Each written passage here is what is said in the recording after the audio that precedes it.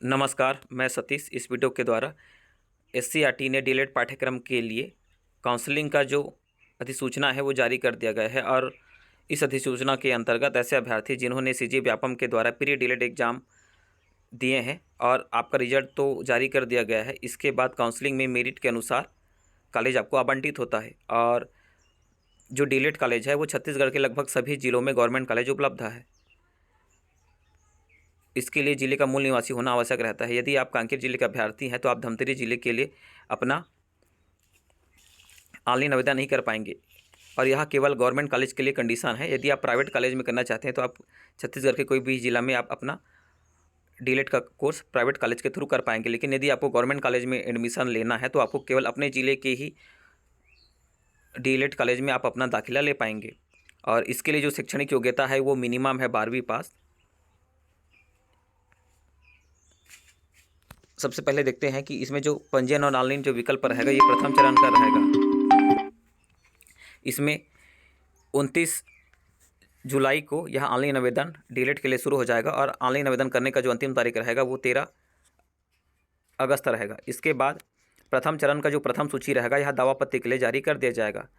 दावापत्ती का मतलब यह होता है कि यदि आपका नंबर 50 आया है और किन्हीं 49 वाले अभ्यर्थी का नंबर आ गया है और आपका नाम उसमें उस लिस्ट में नहीं रहेगा तो आप दावापत्ती कर पाएंगे कि कम नंबर का कैसे हो गया। और इस प्रकार से दावापत्ती करने का जो प्रोसेस रहता है, और यदि जो लिस्ट रहता है वो सही रहता है तो आप उसमें दावापत्ती नहीं कर पाएंगे। ये बस एक विकल्प दिए रहते हैं कि किसी कारणवश यदि कुछ त्रुटि हो जाता है तो उसको आप सुधार कर पाएंगे।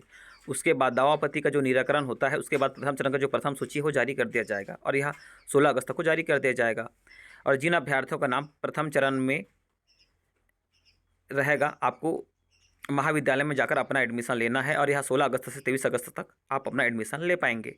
उसके बाद महाविद्यालय के द्वारा आवंटित अभ्यर्थियों के द्वारा उस सीट में अगर एडमिशन ले लिया जाता है और उसके बाद भी सीट रिक्त रह जाएगा तो महाविद्यालय द्वारा रिक्त सीटों का जो सूची है वो 24 अगस्त को जारी कर दिया जाएगा। उसके बाद प्रथम चरण का द्वितीय सूची दावापत्ती के लिए जारी कर दिया जाएगा और यह जो 29 अगस्त से 31 अगस्त तक रहेगा। इसके बाद प्रथम चरण का जो द्वितीय सूची जारी कर दिया जाएगा 3 सितंबर को।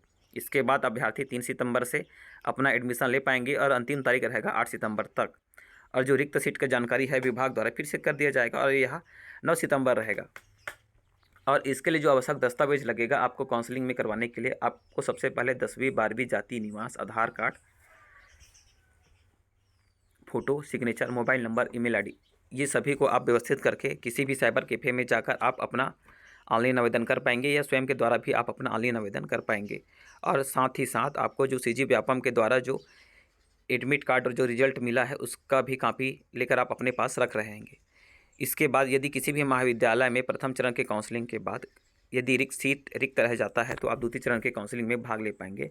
और ऐसे अभ्यर्थी भी द्वितीय चरण के काउंसलिंग में भाग ले सकते हैं जिन्होंने प्रथम चरण के काउंसलिंग में भाग नहीं लिया है। इसके लिए जो पंजीयन और ऑनलाइन विकल्प फार्म भरने का जो तारीख रहेगा ये 12 सितंबर को ओपन हो जाएगा और 15 सितंबर को क्लोज हो जाएगा। इसके बाद जो द्वितीय चरण का जो प्रथम सूची दावापत्ती के लिए जारी कर दिया जाएगा 20 सितंबर से 21 सितंबर के बीच। उस दावापत्ती के निराकरण के बाद द्वितीय चरण का जो प्रथम सूची है ये 23 सितंबर को जारी कर दिया जाएगा। अभ्यर्थी द्वितीय चरण का सूची आवंटित होने के बाद अभ्यर्थी अपना एडमिशन 23 सितंबर से 28 सितंबर के बीच ले लेंगे।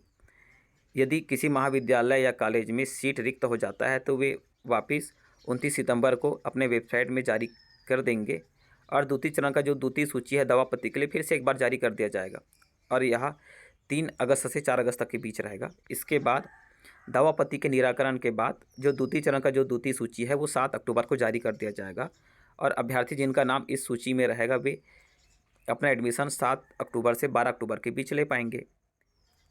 इसके बाद भी यदि किसी भी कॉलेज में फिर से अगर सीट रिक्त हो जाता है तो 13 अगस्त 2022 को विभाग द्वारा इसका जानकारी पोर्टल पर दे दिया जाएगा। तृतीय चरण का जो काउंसलिंग रहेगा ऐसे अभ्यर्थी जिन्होंने प्रथम चरण और द्वितीय चरण के लिए काउंसलिंग में आवेदन किए थे उसके बाद भी यदि आपको किसी भी कॉलेज में आपका नाम नहीं आया है तो आप तृतीय चरण का जो सूची रहेगा ऐसे अभ्यर्थी जिनका नाम प्रथम और द्वितीय चरण के लिए नाम नहीं आएगा और यदि आपने दोनों बार आवेदन किए थे तो आप तृतीय चरण का काउंसलिंग में भाग ले पाएंगे। और ऐसे अभ्यर्थी जिन्होंने प्रथम और द्वितीय चरण में भी अपना काउंसलिंग नहीं किए थे, तो भी आप तृतीय चरण के लिए काउंसलिंग कर लीजिए, क्योंकि ये अंतिम चरण का काउंसलिंग रहता है। इसके बाद ऑनलाइन करने के लिए किसी भी अभ्यर्थी को अवसर नहीं दिया जाएगा। और इसके लिए जो पोर्टल रहेगा विभाग द्वारा 19 अक्टूबर को ओपन होगा और 22 अक्टूबर को यह पोर्टल बंद कर दिया जाएगा। और उसके बाद तृतीय चरण का जो सूची है वो जारी कर दिया जाएगा 28 अगस्त 2022 को। जारी सूची के अंतर्गत अभ्यर्थियों को महाविद्यालय में आवेदन प्रस्तुत करना पड़ेगा, वो 1 नवंबर रहेगा। और महाविद्यालय द्वारा मेरिट सूची जारी कर दिया जाएगा 2 नवंबर को। इसके बाद अभ्यर्थी 2 नवंबर से 7 नवंबर के बीच अपना एडमिशन ले पाएंगे। इस प्रकार से यह जो काउंसलिंग की प्रक्रिया पूरा हो जाता है। और इसका जो PDF रहेगा इसको मैं टेलीग्राम चैनल में अटैच कर दूंगा, तो आसानी से जाकर आप इसको डाउनलोड करके इसका अवलोकन कर पाएंगे। यदि आपको मेरा यह प्रयास अच्छा लगता है, जरूर इस वीडियो को लाइक कीजिए, परिवार दोस्तों में शेयर कीजिए और मेरे यूट्यूब चैनल को सब्सक्राइब कीजिए। Thank you.